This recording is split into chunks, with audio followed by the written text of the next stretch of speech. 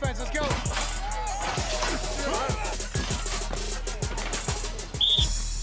What's going on? Welcome into Training Camp Live, presented by Xfinity. Afternoon edition of the show. A hot and steamy day here at the Under Armour Performance Center. But the guys still getting work in, full pads. The D-line working up against that sled as week one rapidly approaching. A couple vets catching their breath there on the sideline. Pernell McPhee, Marlon Humphrey holding court. Should be a fun practice here. Again, coming to you from Owings Mills, I am Evan Washburn. He is John Eisenberg. We had the day off yesterday. The team went down to the stadium to continue to kind of get acclimated to what it's going to be like to head there a week from Sunday to take on the Cleveland Browns with what, as we know, John, is no preseason. But we did hear from some of the guys over the last few days, most notably today, Lamar Jackson and Marquise Hollywood Brown, as well as John Harbaugh. What's top of the notebook, that old reporter's notebook for you? Well, it was very interesting to hear. Well, first off, no surprise, Lamar said he's had about enough of practicing. That certainly jumped out. He's ready to play somebody else, going out and hitting his own guys. I think he's had about enough. But what really struck me was listening to Hollywood, who said, and we sort of knew this, but he says it's 100% better than he was last year. It's just a night and day situation with him. And he just sort of went on that a little bit, just confirming that he's just so much healthier, so much faster. And of course, we know how much weight he's put on in the offseason, and he looks like a different player out here. And he just, his whole mindset, everything about him is different. And what was interesting was to hear Lamar back this up, how much just flat out faster he is this year. Lamar told a story of underthrowing him in a practice, in a drill, because he didn't realize how much faster Hollywood was this year. He underthrew a long ball. So he says, I'm going to have to get up to speed on that, because, no pun intended, because Hollywood is faster. So it was interesting to hear all that.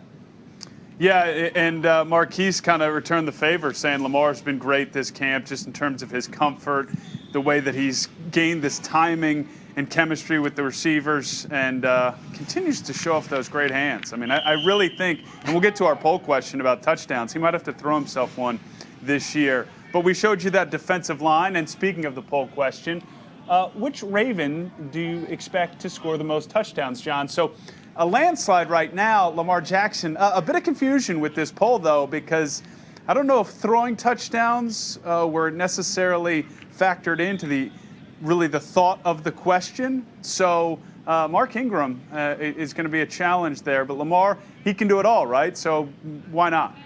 Well, he hasn't caught one yet, I don't think, has he? I don't think he's caught one. He's thrown a bunch. He's run across the goal line for a bunch.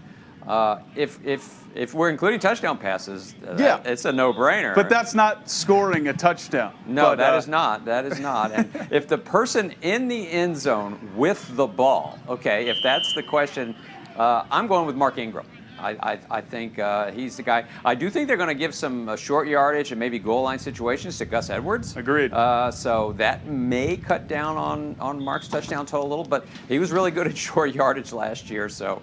And he's going to be on the field more than any other running back. And so I would go with Mark. I like Mark Andrews as a dark horse as well. Facebook, you know where to go. The comments section. Enter your questions, your thoughts. We'll get to them over the course of the show. But back to the defensive line. The big man, Brandon Williams. So much discussion for good reason about Calais Campbell, Derek Wolfe, some of the young guys they've added to this group, how they're going to facilitate that outside pass rush alongside Matthew Judon. But Brandon Williams, I mean, it feels like he's been here forever, looks to be in great shape coming into this camp, motivated because of who's around him and what this team wants to do. How have you viewed Brandon's camp thus far? It looks like a new lease on life. Agreed. Really, for him, because he's back at playing over center. He's a nose. He's playing the nose this year. And what did he say earlier in camp? He says, I feel like I've come home. That was what they drafted him for here. He's moved around a little bit, played a tackle position. Doesn't seem like a difference to a fan, but it is a difference where you line up. And when they had Michael Pierce here, they put him over the nose. So Brandon is back where he feels is his home on the football field. And very quietly had a tremendous season last year. He wasn't one of those mini Ravens that went to the Pro Bowl, which I found kind of kind of odd because I thought he played some great football down the stretch, and really some of the best football of his Ravens career here. So, you know, just a super player, and I think he's going to have a great year. Yeah, entering his 8th season, and he was banged up a little bit early portion of last season, but as you mentioned, just sort of finished with a real bang. And I guess if they could have sent the entire Ravens roster to Orlando, Brandon would have joined them. But you're right. He just has this energy. He always got a great energy about him, but it seems to be elevated heading into this 2020 season. So as we continue to bounce around the practice field, special teams taking up the majority of the time right now, and we won't show you that, but we will show you a Pro Bowler in Mark Andrews, who, as we mentioned there with the touchdown totals, I think is poised to just stack numbers here as you see the progression, the massive leap, John, from year 1 to year 2, and really thrusting himself into the conversation as one of the top tight ends in the league. When you think of guys like Travis Kelce out there in Kansas City, George Kittle, Zach Ertz, I think Mark Andrews is right in that conversation. As you viewed his camp, his offseason, where is the area of his game that you think will improve again this year? Because if you look at what he's done from year 1 to year 2, you just have to project continued growth. Well, he's going to be on the field more this year. Only 41% of the snaps last year when they were dividing time really between 3 premier tight ends, with Hayden Hurst, who's now gone. So I expect Mark's snap load to increase significantly. 41%. He'll split it with Nick Boyle, and there will be a third tight end. But you know, I think you're going to see a little more from those top 2 guys. Agreed. And so for him, you know, that's like 60% of the snaps, or maybe even more, and that means he's going to be on the field more for running plays. So there's no doubt he needs to be able to block more. And just my eyeball on him, he looks bigger. I mean, and this is what happens to NFL players when they get into an NFL weight training system for a number of years. And he's a third-year player now. Their bodies get sculpted. They just grow up and they become more mature. I see Mark just looking, you know, he's a lot different than he looked when he was a rookie. And I think you're going to see him on the field more blocking. But, of course, the primary reason he's out there is he's a matchup nightmare. He's going to catch a lot of passes. You know, he almost doubled his total last year of receptions. And I expect him to pass 80 this year. I think that is a real possibility with this offense, that he could catch at least 80 passes this year. It's a great point, John. He's going to turn 24 in a couple days here. And he came in here as basically a 21, 22-year-old kid. He's becoming a man, and that strength is visible, and the production and the play will follow. Just getting started here on Training Camp Live, presented by Xfinity. We'll come back after this short timeout and continue to move around the field and talk some ball.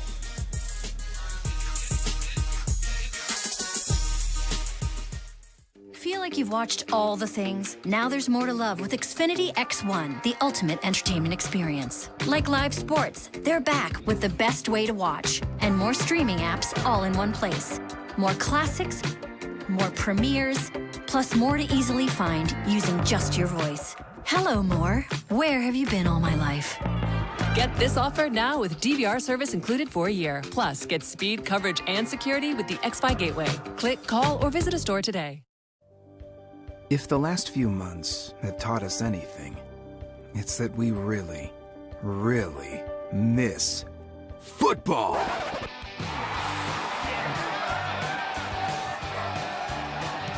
It's coming, and Ravens scratch-offs from the Maryland Lottery are already here.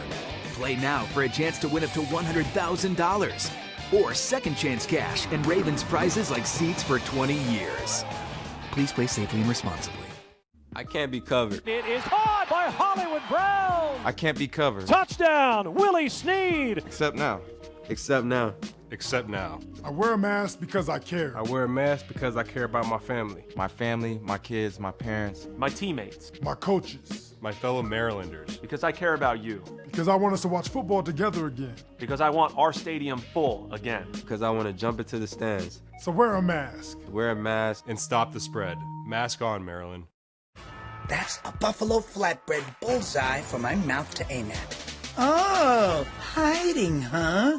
The new grilled buffalo chicken papadilla. Tangy buffalo sauce, grilled chicken, and melty cheese for just $6. Papa John's. Welcome back to Training Camp Live, presented by Xfinity. check out the new Maryland Lottery Ravens scratch-off games. Pick up Ravens scratch-offs for your chance to win up to $100,000 instantly. There are great second chance prizes as well, like cash and Ravens fan experiences, including season tickets for next year and seats for 20 years. Hurry and enter before September 22nd for your chance to win a pair of season tickets. They're great seats for the 2021 season. Visit mdlottery.com/Ravens for all the details. As we've been doing over the course of the last few weeks, John, it's your first opportunity to discuss your scratch-offs. It's been a back and forth. Week one with Ryan, we decided that we were not going to share our winnings. Cliff was generous enough to say we would share our winnings. How do you come down on this if one of us were to win big money here with these scratch-offs? I will pull the lever of sharing, Evan. So that means, so it's 2-1. So I guess that means share. Yeah, and again, Ryan Mink gets boxed out, which I think we can all agree is, probably a good thing. Yeah, that's the way it goes. As much as we love Ryan. Yeah. Back to the field here, back to the defensive line as they're doing the majority of the individual work right now. And as we point our attention, John, to Week one against the Browns, it's a threat in a challenge for this defensive line, this entire defense, to try and stop Nick Chubb, who's one of the best backs in the league. Also, don't forget about Kareem Hunt, part of that Browns backfield as well. Where do Calais and Derek Wolfe, middle of your screen right there, come into helping shore up that challenge? Well, that's it. I mean, what they are, that's why they were brought here. You heard Calais in one of his interviews a few weeks ago. He pretty much said, I think I was brought, he didn't outright say I was brought here to stop the run, but he said you have to earn the right to rush the passer, which means you have to stop the run first. He was the Pro Football Focus said he was the premier run defender in the NFL last year at age 33. The Ravens have brought him into their defensive lineup, and there's no doubt why. Memories of a couple of tough losses last year, one of them to Cleveland in Baltimore, where the run defense let down. And so I think you are looking at, it's a week one challenge directly where they have tried to shore up the defense this year with Calais, and Derek Wolfe. And really to get into the weeds a little bit with the X's and O's, where the Ravens were really vulnerable at times last year was those real off-tackle runs, not right up the middle, the off-tackle runs. And so those are two guys that do play on the edges of that line. And so I think they're looking at trying to shore that up, not necessarily up the middle, but on those off-tackle runs.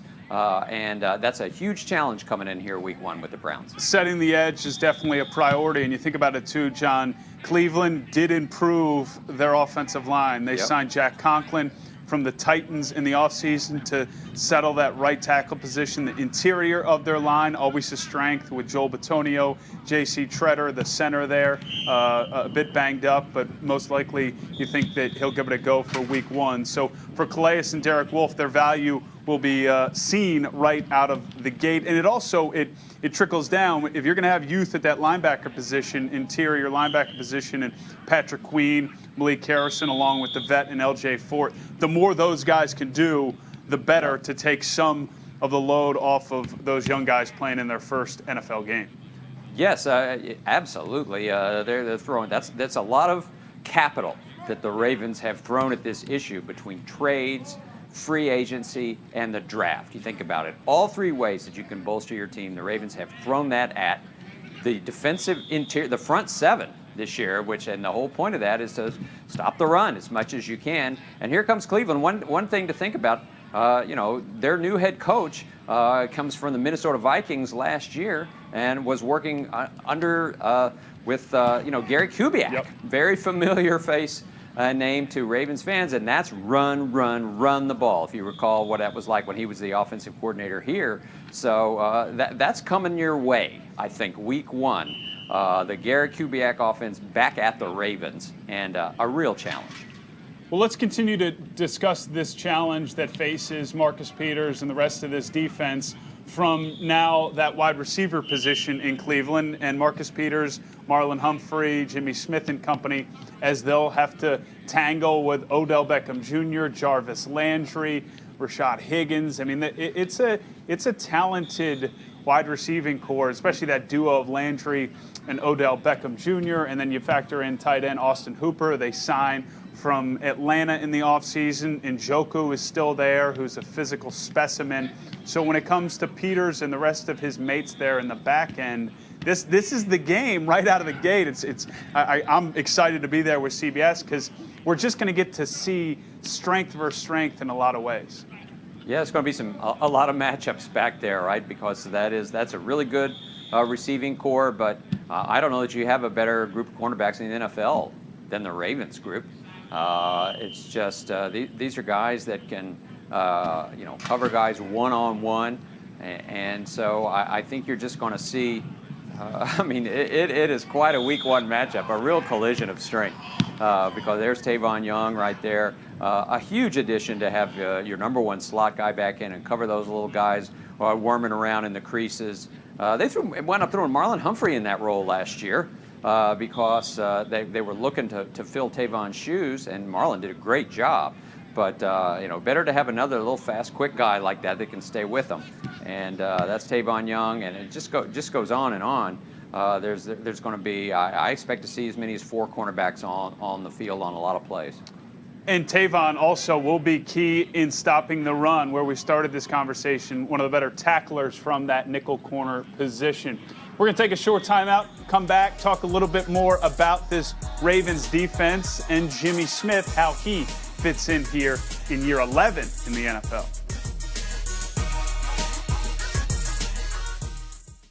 Wawa hoagies are a winning pick for game day. Every hoagie's made with the ingredients you crave in varieties you love. From toasty cheesesteak to mouthwatering meatball, Italian, and more, there's a hoagie for every mood and every appetite. Stop in, order ahead with the Wawa mobile app, or get it delivered. When you're planning for the game, we have you covered with Wawa Catering. Make your game day a winner with Wawa hoagies, snacks, and drinks. Wawa is the official hoagie of the Baltimore Ravens. Gotta have a Wawa. You can see it in the eyes of every Ravens fan. An unwavering commitment to the team they love. A pride so vibrant, it can be seen from miles away. A community that's fully committed to their team and shows up week after week to help chase a championship.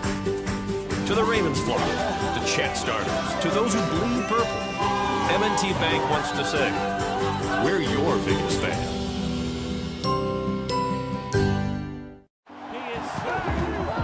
All make our voices heard on game day. 1, 2, 3, we got. But on election day, only 60% of eligible Americans even showed up to vote. Only 60%? 60%? 60% isn't good enough. We each have a responsibility, an opportunity to be heard. To choose our representation. And it's easy. Visit risetovote.org And register to vote. and register to vote. Let's all be heard this election day.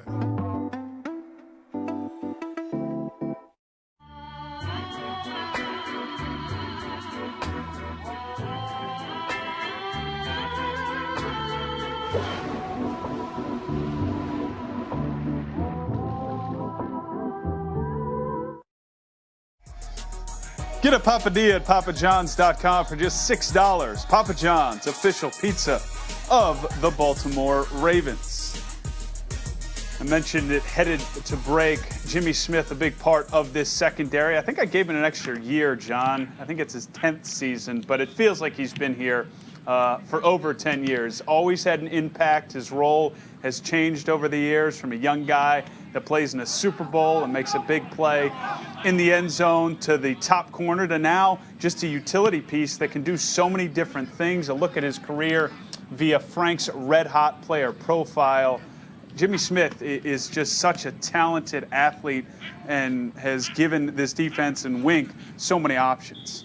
Yes, that's one of the more interesting players, I think, coming into this season. And you know how we talk about weapons? You have weapons on offense, and you want to have that. I see Jimmy Smith as a defensive weapon this year for Wink Martindale, the defensive coordinator. How are you going to use this guy? You have 2 great starting cornerbacks, that both made the Pro Bowl last year, both made All-Pro last year. You have Tavon Young in the slot, but you also have Jimmy Smith sitting there, one of the better cornerbacks the Ravens have ever fielded, still looking good. He's come in with less weight this year. He can play safety, and I think we'll see him there some. I think he's going to be on the field. I think sometimes the people forget the Ravens have a history of they'll give their cornerbacks a series off here. They want to keep them fresh, and they will rotate. They did it last year, and they'll rotate Jimmy in there. You'll see him on the outside. You'll see him on the slot some a little bit even. I think you'll see him at safety. I think he's going to be on the field because he's been injury prone, but with limited snaps he can stay healthy and really make a difference. Such a good physical coverage guy, a great guy to have on the field. And I think too, as you see Anthony Levine, who's been bouncing around to some of his teammates there in the secondary, also just the luxury in your mind too, of the way you described it as that weapon, that Swiss Army knife, covering tight ends. Think about the tight ends the Ravens are going to have to deal with this season. Mentioned Austin Hooper out of the gate there against Cleveland. They got Travis Kelce, the Chiefs on Monday Night Football. They're going to deal with Zach Ertz on the road against Philly. So not to say Jimmy Smith's going to match up with every tight end, but he's part of that group that Wink can choose from in terms of trying to corral some of these top tight ends in the league. That's a great point, Evan, and it really does come down to matchups. And there's so much. He gives Wink so much flexibility. You can go out and he could cover Odell Beckham if he has to, or he can cover the tight end, though, that great group you mentioned. I think what gets lost sometimes with Jimmy, when people think about it, he is really physical. He's one of the hardest tacklers on the team, and just a guy that makes his presence known, well over 200 pounds, and he hits hard, and he's always been a sure tackler, and so he can match up with those tight ends or go out on the edge, help set the edge. I mean, just an incredible, versatile player. I thought it was a great move to bring him back. And Marcus Peters, he'll just catch interceptions. Yeah. Ravens flock, here's your chance to play GM.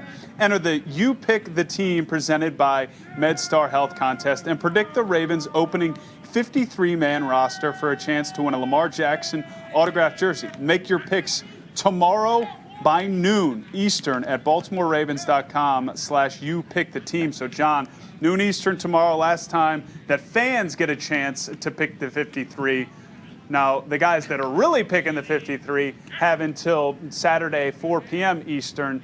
And we've touched on it over the course of the last few days here. It's been a hot topic in terms of John Harbaugh's press conferences with the media, how they're going to go into making these decisions. Guys like Tavon Young, they're secure. Anthony Levine, secure.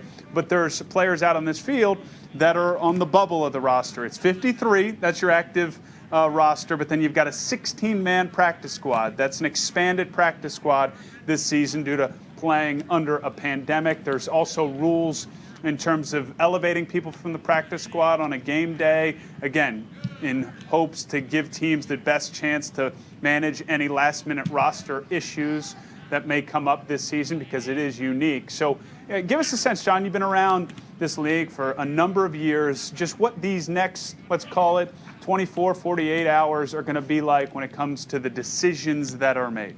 Well, it's just so different than any other year because of the pandemic and because of that 16-man practice squad. I mean, just a few years ago it was 8. And so, you keep 8 more players, just changes the math so much. And all these different rules, for instance, one-time rules. This year you can put veterans on your practice squad. There used to be rules, a lot of rules, about how you couldn't put older players on your practice squad. You can do it this year.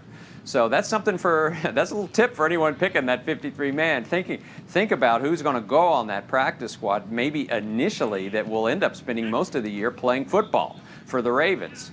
Maybe an injury right now or something. They could try to get a player through there as long as he can get through waivers.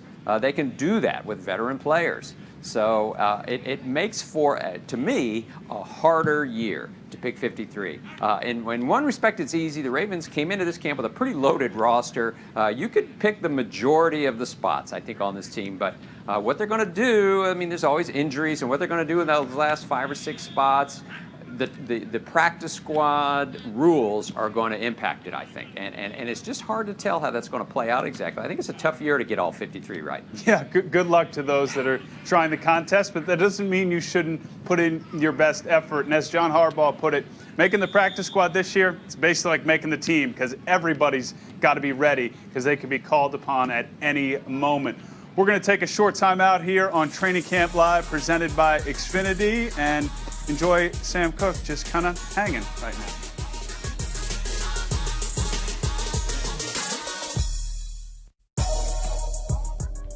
If the last few months have taught us anything, it's that we really, really miss football.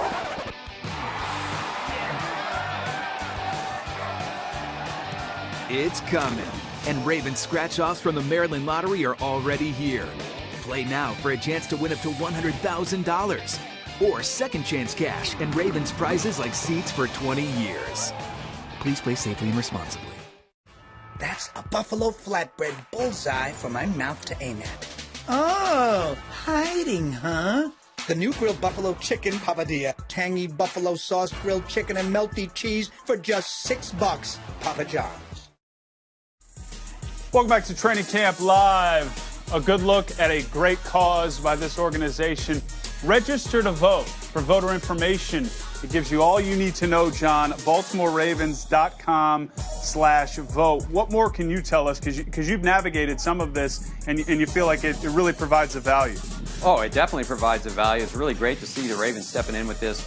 It looks right there. You think you just go to register to vote, but that's not the only thing you can do there. There's a tremendous amount of information on there. Any sort of confusion that any people might have about mail-in balloting or anything. There's so many factors in the air this year in the election, and this page has a tremendous amount of information on it. Questions, Q&As, FAQs. I mean, there's a lot of stuff. So I would highly recommend, if you have any questions about what's going on this fall, check this page out, because really the Ravens have done an excellent job of providing a resource there for the public. This goes hand in hand with the NFL announcing today that facilities will be closed on that Tuesday voting day, and that really shows the commitment from the league, and as that page did, and as Calais Campbell, who seems to be one of the leaders and voices on all the work that this organization, these players are doing to put actions to their words, which, as we know, over the last few days, few weeks, has really set the standard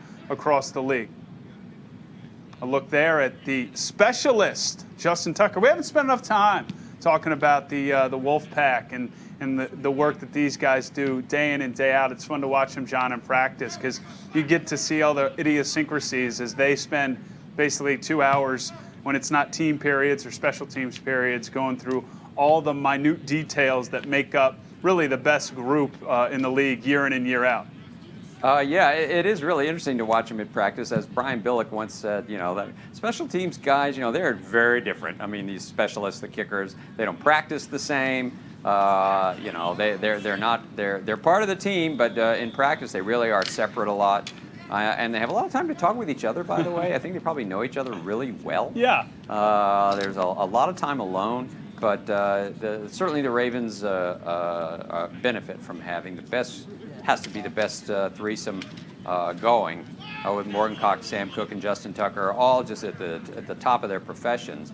And year in and year, it just keeps going. I mean, every year we get to these 53-man decisions or roster decisions, and so many other teams are doing who's the kicker, who's the punter, who's the long snapper. It's just never a factor here, ever. And, the day will come, but I don't see it coming anytime soon, because these guys are still at the top of their game. And John, as we've had this graphic up on the screen for a little while, it's a perfect transition to personality, because those three have great personalities. They're a funny group together. But, I mean, Justin Tucker, I think, is a real a miss here by the Good Morning Football crew, who we appreciate their show every morning and their ability to find unique content where it may not exist. So here they go with the top personalities. It's good to see Mark Ingram coming in at number one, but when you've got an opera singer that loves to celebrate like he's a top flight wide receiver after a big kick, I think he might need to find his way onto that list somewhere, as you saw Mark Ingram's tweet there, appreciating his ranking. Marlon Humphrey,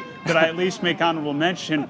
I think that's maybe national bias or lack of awareness, because Marlon, as much as we all know his personality, I think he and everyone's got to take notice outside of Baltimore just how much he's got going on, because he's up there when it comes to a guy who knows how to play the game but also have fun doing it.